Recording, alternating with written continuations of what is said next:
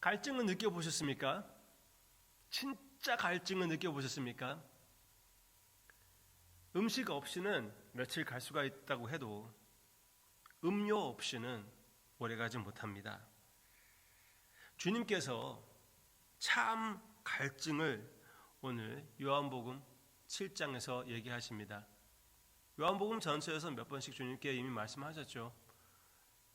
요한복음 4장 우물가의 여인과 함께 이 주제 가지고 대화를 하셨고, 5장과 6장에서도 주님께서 오병이어 사건을 통하여 참된 우리 주님께서는 생명의 양식이며 음료라고 말씀해 주셨습니다. 그 같은 맥락에서 여기에 주님께서 이렇게 말씀하십니다. 37절부터 39절, 요한복음 7장 37절부터 39절이 우리의 본문입니다. 명절 끝날 곧 큰 날에 예수께서 서서 외쳐 이르시되 누구든지 목마르거든 내게로 와서 마시라.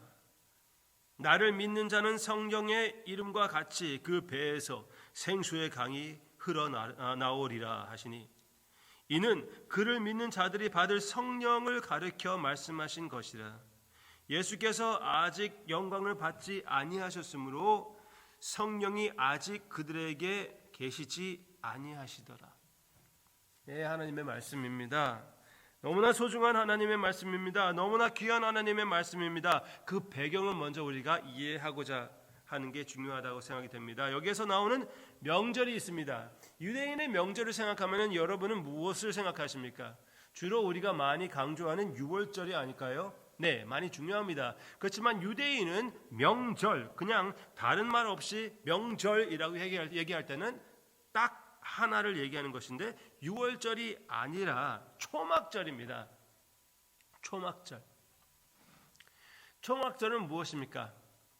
추수를 기념하는 때입니다. 주님의 풍부하심을, 주님의 그 관대하심을, 주님께서 비를 내려 주시는 것을 기념하는 그때입니다. 아주 기쁜 때입니다. 이 명절을 7일 혹은 8일 동안 그들이 지켰습니다. 안식일부터 안식일까지 그들이 지켰습니다. 그래서 7일 동안 그들이 하는 그런 풍습들이 있었습니다. 그들이 그때에서는 아주 큰 불도 켜놓고, 그리고 매일마다 물을 실로암에서 길러다가 성전으로 갖고 옵니다. 성전으로 갖고 와서 찬양을 하며 기뻐하며 춤을 추며 하나님의 관대하심을 노래하며 기뻐하는 그들의 모습이었습니다. 그것을 보고 누가 그렇게 얘기를 했는데, 어떤 한 학자는 이렇게 말씀했다고 합니다. 그 ceremony, water drawing ceremony, 물을 기르는 그 기쁨을 느껴보지 못한 사람은 단 한 번도 제대로 기쁨을 느껴보지 못한 사람이다. 그렇게 얘기를 했습니다. 얼마나 좋았으면은 그렇게 얘기를 했을까요? 그런데 그 물 기르는 그 풍습이 7일 동안 가고 8일째, 그러니까 안식일이죠. 그때에서는 그 물을 기르지 않습니다. 즉 물이 그친다는 말입니다. 그렇게 좋았던 물, 그렇게 기뻐했던 물, 그 물이 그날에는 그친다는 것입니다. 그 안식날, 가장 이 명절의 위대한 날, 큰 날에 물이 없어요. 그날에 주님께서 일어서서 말씀하십니다. 누구든지 목마르거든 7일 동안 너희들이 이렇게 기뻐하며 물을 즐겼지만 물이 그치는 것이 보이지 않느냐? 목마르지 않느냐?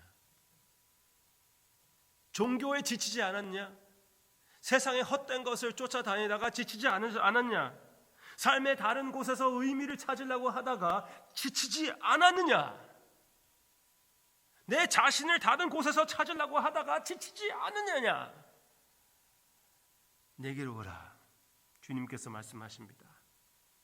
누구든지 목마르거든 내게로 와서 마시라. 나를 믿는 자는 성경에서 이름과 같이 그 배에서 생수의 강이 흘러나오리라. 그 명절은 주님의 과거에 있었던 신실하심과 미래에 있을 메시아를 통한 신실하심을 외치는 명절이었습니다. 영혼의 추수를 기대하는 그런 명절이었습니다. 모든 나라들이 하나님을 찬양하는 날을 기대하는 그런 명절이었습니다. 그래서 주님께서 그렇게 말씀하십니다. 성경에서 이름과 같이 이사야서에서 나오는 이사야가 얘기하는 그 예언과 모든 예언, 모든 기대의 실천이 되는 우리 주님을 여기에서 보여주고 있습니다. 생수의 강이 흘러나오리라. 그리고 지금까지 제가 말씀드렸다시피 몇 번씩 주님께서 우리의 영적 갈증을 죽이신다는 것을 얘기해 주셨습니다. 그런데 그 더 깊은 의미를 여기에서 우리에게 얘기해 주고 있습니다. 어떻게 그렇게 하시는 것인지, 이는 그를 믿는 자들이 받을 성령을 가르쳐 말씀하신 것이라. 네. 주님께서 얘기하신 그 흐르는 생수는 바로 성령님의 임재를 얘기하는 것이라는 것입니다. 주님께서 분명히 그들에게 약속하고 확실히 선포하는 것은 너희들은 마셨지만, 종교를 마셨지만, 다른 곳에서 찾았지만 결국은 이 참된 생수는 갈증을 제대로 죽여주는 그런 생수는 내가 베푸는 성령님이다. 주님께서 말씀해 주십니다.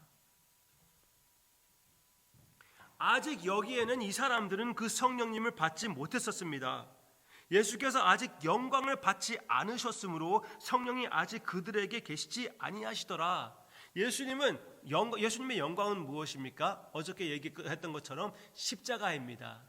아직 십자가가 이루어지지 않았기 때문에, 부활하시고 승천하여 성령님을 보내지 아니하셨기 때문에 성령님은 그들에게 계시지 않으셨습니다. 그렇지만 우리에게는 어떻게 하셨습니까? 더 나은 것을 주셨습니다. 무엇입니까? 성령님을 보내주셨습니다. 사도행전 2장. 그리고 우리가 예수님을 믿었을 때 나의 마음에 찾아와 주셨습니다. 우리가 모여서 주님 앞에 예배를 드리고 기도할 때 우리 가운데 임재하시는 성령님이십니다. 우리 주님께서 우리와 함께 하십니다. 주님의 임재가 차고 넘칩니다. 하나님의 역사가 우리의 가운데 있습니다. 이 생수의 강이 흐르고 있습니다. 땅끝까지 흐르고 있는 이 시대에 살고 있는 우리입니다. 믿으시기를 바랍니다.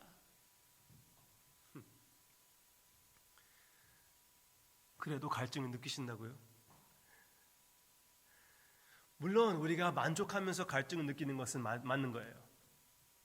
예수님을 아는 것, 성령님을 모시는 것은 우리의 삶에 만족을 주는 동시에 갈증도 일으킵니다. 왜? 너무나 만족이 귀하고 기쁨이 귀하고 이 하늘나라에 미리 맛보는 것을 더 완전히 맛보고 싶기 때문에 그런 찬양이 있지 않습니까? 성령의 단비를 부어